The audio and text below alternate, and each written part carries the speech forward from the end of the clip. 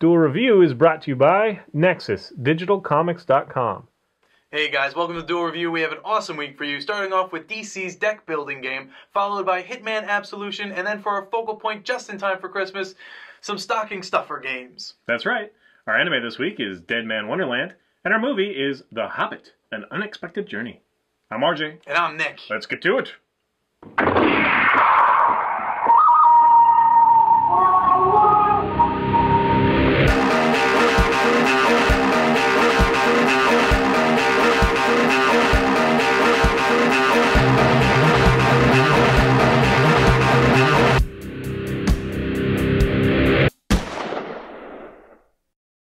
Hey guys, welcome to Monday the 17th of December. We are doing DC's deck building game. That's right. Great name, right?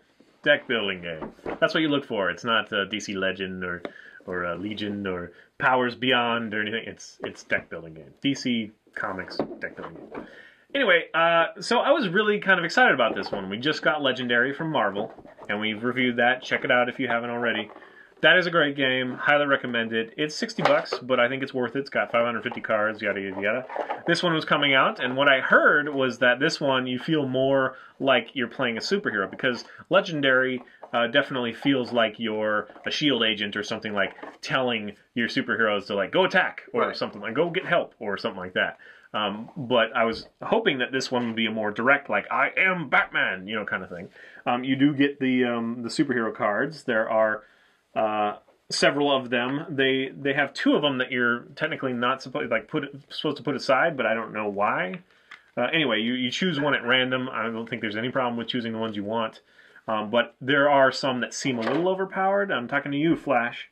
But anyway, so each one of the heroes here has different abilities that come into play during different times. They were down here. So sometimes it's if you have an equipment card in your hand, yada, yada, yada. So you definitely want to keep track of these because they can add points or whatever every turn.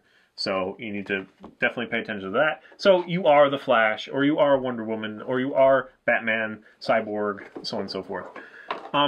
So how the game works is really similar to Legendary, actually. Yes. I was hoping that it would be different, but not so much. In fact, it even has less going on, I think, than Marvel. Now, that doesn't necessarily mean that that's bad, and nobody can see those. You know, because a streamlined game can be fine. Legendary has a nice balance of, you know, recruiting and then fighting, and you have the villains that tromp along. One thing that I didn't like is you don't really get to play as villains, so that kind of sucks, because I love Juggernaut, I love Venom, you know, and they're not technically villains sometimes, so maybe they'll be in an expansion or something. That would be awesome. Yeah. They could even do a villain expansion, which would be great. And in fact, for Legendary, we know that there are going to be major expansions every August, and then minor expansions between August and Christmas, it seems. So we'll have regular updates to that game, you know, more stuff, and I can't wait for that. And I'm sorry, I'm kind of talking a lot about Legendary because, you know, it is a direct comparison, and we really love that game. So anyway, back to DC. There are, much like Legendary, there are 5 slots that you fill. Most of the cards go in this deck, and you just flip over 5 at a time, and these are the ones that you're allowed to go for. You know, if you have the enough power, that's what they call their cost system. If you have enough power, then you can take one of these cards. You can add it to your deck. So much like Legendary, you have a discard pile, and once your other pile gets exhausted, you shuffle the discard pile and put it back. So you really are building up your deck with other heroes. There are cards that make you discard various cards. You start off, and this is what Nick has. Right. You start off with 7 punch cards and 3 vulnerable cards. It's funny that they put Superman in the vulnerable. Yeah. But still. The vulnerable cards act like wounds in Legendary, if you've played that or seen our review. They are just basically fillers. So you don't want to have a vulnerability because it wastes a slot in your hand of 5. And you have 5 cards at any one time unless you have an ability. And you definitely do have, especially with the Flash, when he played the Flash, he got all these other draw cards. You compound and you can draw a whole bunch of cards depending on how you play them. Right. So in your hand, you take 5 and you'll play 1, and then you'll resolve the effects on the card and so on and so forth, and you'll add up. And hopefully they'll have relationships with other cards that you have, and yada, yada, yada. One thing I will say that the art is cool, and in fact I think I like it better than Legendary in some ways. One way is that there seems to be a lot more variety of cards, even though there's less than half of the card. They don't repeat the card a lot. Usually there's like 2 or 3 of one card, except for the cards that we start with. Yeah. I also love that they involved a lot of the new 52 stuff, like the Suicide Squad. And one thing that we marveled about for the Marvel Legendary game is that all the art was new. Yes. It was all done by Upper Deck, but it was so great. But it was all new. It wasn't showing up in any comics. These, we instantly recognize a lot of them from ones that are in the comics. So that's a shame, but it's not a big deal. Yeah. It's just like, oh, I wish they had done fresh art, but still, it's cool. It is cool, yeah. And I'm sorry. I was going to say, and the art that they use is like iconic. Right away, you know, like for example, you have this wound card here, which has the Joker's mouth, and as soon as it's a weakness card, which acts a lot like the vulnerability one. Well, it basically if you have it in your hand at the end of the game, it detracts points. Right, it's -1 unless you have Bizarro, which is cool because then these are each +2. Yeah. Right, so it's -1 and then +2, so it's essentially +1. But anyway, yes, the art is iconic, like that one. Joker's And then the kick here is Batman, and I don't know how well you can see that. Let me see if I can get it closer. But as soon as you see it, you'll be like, I've seen that before. I know that image. But, I mean, really great art. That is part of the joy of this. If you're a DC fanboy or just like DC, if you just like superheroes, it'll be cool to see all these different cards. And it is really fun to see, like, you know, Solomon Grundy and Grodd. And, you know, it's really cool to have the breadth of it. Now, saying that, I'm not sure what the expansions are going to be like, or, you know, we haven't really heard much about the expansions. Are there going to be a bunch? If you look at the box and the way that it's organized, it's almost full. Yes. When you put the cards back. There's not a whole lot of room. There's tons of room for more heroes. Yeah. So maybe they'll just do a bunch more heroes, because right now we only have, like, 10 or something like that. So it'll be interesting to see. I don't know how expansions would really work with this game. I don't know. There's a lot less in ways of mechanics than Legendary. Really, all it is you just recruit as many high point cards as you can. Right. And you know, you're also. I guess we should just go ahead and start talking about the stuff we don't like. Right. First of all, if you love DC, if you love deck building games, and you're okay with not actually feeling like, you know, the superhero or the villain, then this game is fun. It is fun. Well, it's fun to play. Yes, it is fun to play, but really what it is you're trying to build up your points. Each card has in the lower right-hand corner your victory point, I believe it was called. No, I think that was the other one. But maybe not. I don't know. Maybe they just use them interchangeably. Whatever. So you have these points in the corner, and as opposed to the cost, it's the ones at the start. And at the end of the game, you count up all the cards that you have, which may be 50-plus cards, and you decide and you figure out how many points you have some total. Cards will say, like, if you have 5 equipment cards, then this card's worth 5, you know, kind of thing. So it does add up, definitely. Right. But the thing is that it's a deck-building game, and it's the joy of the deck-building game, but that's it. Yes. There's no using your deck, then, to fight villains like you do in Legendary. So it really feels kind of incomplete, and I hate to say that because I really want to like it. Yeah, so do I. But it honestly is only kind of half the fun of a game like this. Should be. Especially, you know, I did hear some people saying, oh, it feels like you're Batman. Well, they must have been playing a different game, and maybe they were. Maybe they're playing Versus or something, which the Versus system was the old Upper Deck game, and that's been discontinued, though. I might review it in the future because there is still a hardcore following in that game. It's kind of like Magic. But anyway, so yeah, the art is cool. I like it more than Legendary in some ways, especially like the back of the card is just not that boring blue with an Upper Deck logo, you know, kind of thing. I enjoy that, even though it does have the Cryptozoic C, possibly. I think that's what that is. Yeah, I've been trying to figure that out. There's a C in here. It's like, what is that? And, you know, no superheroes has a signet of C that I know of. Anyway, another thing that I don't like is that you are mixing villains and heroes. Apparently, when you're paying your power cost to accumulate another card, so let's say I want to pick up Two-Face here. Two-Face here has only got 2, so I need to have 2 power to pick him up. So if I go ahead and do that, apparently that's me defeating him. And so now he becomes part of my crew, and he'll fight for me, I guess. If you think of it like that, then I suppose you have some fighting, but it's so weird that you have, you know, Cyborg and Wonder Woman and Two-Face in the same, you know, working together. Yeah. I don't get that. I mean, they do have the Suicide Squad in here, which I think is cool, because we've been, you know, if you haven't checked out the Suicide Squad comic, go check out our review. It's still a great series. Yeah, it's great. But other than that, it's like it feels like Suicide Squad with heroes mixed in or something. If you have to like change your way you think to get it to work in your head. I don't know. Like, why are these heroes working together? And we didn't we haven't run into like Killer Croc, and I mean, so there's a lot of them that weren't in there. So again, maybe there's more expansions, but the box kind of suggests that there won't be, at least for a while. Yeah. But who knows? But I'm not sure that I would want to buy more unless they change the dynamics. Now, Nick and I have talked about possibly doing like house rules on once you build your deck and you exhaust the villains, because that's what happens is you have super villains, and once you defeat 8 of them for a typical game, I think there's 11, or 12 maybe. Anyway, once you defeat 8 of them, the game is over, and then you total up your score. But we're trying to figure out a way that once you beat the supervillains, then whatever decks you have, then you like fight each other and have a fight off, because that's what's really missing. That's what it feels like it's missing. It would be awesome. So if we can figure that out, we'll let you know, and whatever. Maybe we'll do a playthrough and be like, hey, and then like send it to Cryptozoic and DC and be like, hey, we fixed your game. Now hire us. You should do that. So, one thing I was going to say too is that it's really kind of expensive for this many cards. It's $40 retail. That's the suggested retail price. You can get it for less. If I haven't said that already, did I ever say that? Nope.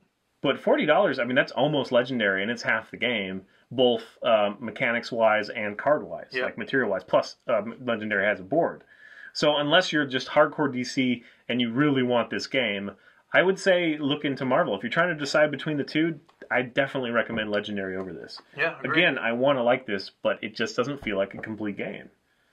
So real quickly, I wanted to talk about what you find in this main deck that you build your side deck And this part's cool. Yeah, this part is cool. Basically, you have heroes, which I laid out here. So you have heroes in the deck, villains, superpowers, equipment cards, and then locations. Now, each of these are kind of unique in that heroes are mostly beneficial to you. So it's either avoid or block an attack, or get an extra power, or get an extra card. Right. Whereas the villains attack your player. So if it's RJ and I playing, your all opponents. Yeah. So if it's RJ and I playing, then you play this, and oftentimes it'll have an attack that the hero the hero cards can. All foes must discard one card from the top of their deck or something like that. Right. Then you have the superpowers, which just kind of add to stats mostly. The equipment, which does the same, similar to superpowers, but then you have some other cards that kind of say if you have equipment cards before this, then this effect comes into play, which is fun. And then you have locations. The locations are interesting because not only are they beneficial, but they're always in play. So as soon as you get installed, right, as soon as it comes into your hand, when you get it and it goes in your discard pile, then it comes to your hand. You play it, and then it's always in effect, so it stays there. And any time that a condition is met, you follow the condition. So, for example, this right here is the Batcave, and it says ongoing. When you play your first equipment on each of your turn, draw a card. So there you have it. Yeah, so if you have an equipment and you play it, then you get to draw another, and that's cool. All that he described is cool. I mean, despite the fact that the superpower and the equipment are essentially the same thing, at least it's like a lot of your character cards will have if they draw an equipment or if they draw power. So it makes it a little bit more of a chance and risk and you really strategy. Have to, take care of your deck, what you're doing. And if it sounds cool, it is cool. The problem is, it's like you get your deck and then you're like, then what? Yeah. You never felt like you fought anything. You just felt like you're recruiting. Yeah, and even when you're recruiting, like the only times that you can attack is when you're recruiting. So as soon as you're putting your card down to recruit, it has an attack, usually for villain, and that's when the attack happens. But it doesn't really happen like hardcore. It just kind of happens, and then it's like whatever. Yeah, you don't really feel an effect. So like Marvel's Legendary has masterminds, which are like the supervillains, except for when you conquer them, you don't put them into your deck and use them as a hero. Right. That's what irritates me, is like, okay, please go in your card. If you can, Two-Face has some good in him, so we'll, whatever. And Solomon Grundy, maybe you could convince him or whatever, but these are like supervillains. They're supposed to be really bad, and yet you're just using them along with Batman or something. Yeah. It's like the Joker and Batman working together. Well, it's happened once, So it's just kind of, I don't know what they were thinking. It doesn't feel like I'm doing battle. It doesn't feel like I'm in this world. It just kind of, it's a fun deck building game. Yeah, it's just fun, and to be like, oh look, Gorilla Grodd, can I get him? I don't know. I really want to say that I love it, but I don't think I do. It is fun. So if you've already bought it and I got it for cheap, so I'm going to be playing it again, and if we can find alternate rules, it might be awesome. Yeah. If you've already gotten it for someone, don't worry. It is a fun game. Yeah. And if they're DC, yeah, they'll love the art and stuff. But then you should probably upgrade them to Marvel Legendary because that is the better game. Yeah, so there it is, the straight scoop. We don't mince words, and that's how we feel about it. Yep. All right, guys. Beautiful art. Yeah. All right, please subscribe to our YouTube channel and follow our great playlists. Game Lab's been a lot of fun. Yes, they have. And please leave comments. We love comments. And you can help support us by buying our wares at spiderwolf.com. That's right. T-shirts, card game. Still time for Yes. Christmas. Awesome card game. We'll see your game. review. Yes. Short stories, art prints, and more. See you later. Yes! Nice. I thought I wasn't I think mine was right behind yours. Good job, sir. Jorm. Next up on Duel Review, it's Hitman Absolution. Hey guys, welcome to Duel Review. We got a great week for you. Starting off with the DC deck building card game, followed by Hitman Absolution, and then for our focal point, some stocking stuffer games. Stuff you in a stocking. Start over. Okay. So, why would you want me in stockings then? Seriously. Hey guys, welcome to Do Review. We got a great week for you. Hey guys, we got a great week for you. Starting off with welcome to Do Review. How about welcoming them to the show, Nick? Don't worry, I'm welcoming enough. Hey, you guys. Hey, you guys. Just mooks. Moves. Followed by Hitman Absolution, and then for our focal point, a couple stocking stuffer games. That's right. Our anime this week is Dead Man. Look, Dead Wonderland. Man. I keep wanting. I'm like expecting you to say like just in time for Christmas or something like that, but you just don't. You want me So to? I kind of want to say it for you, but then I lose my train of thought, and then I like screw things up. Last minute holiday shopping possibilities.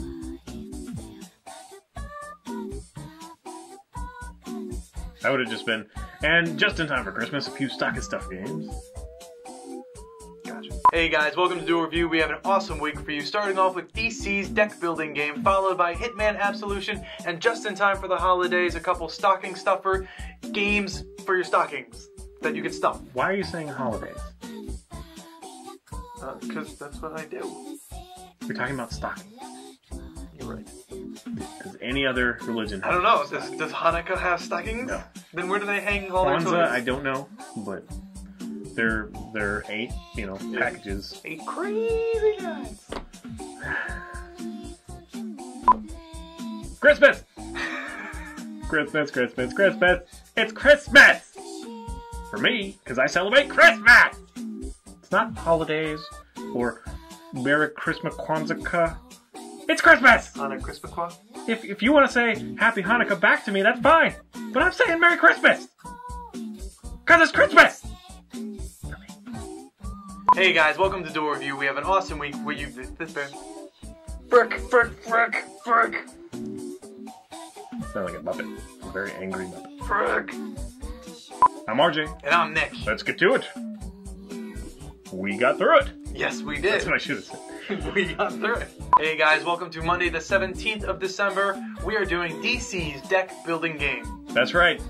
Best name ever, because it's so, inventive. Yeah, it's terribly It's generic. Deck building game. It's not like DC Power, Legion or anything. It's just deck building game. DC Power Legion. That's Sorry. actually pretty cool. This weekend did, yes. I like DC Power Legion.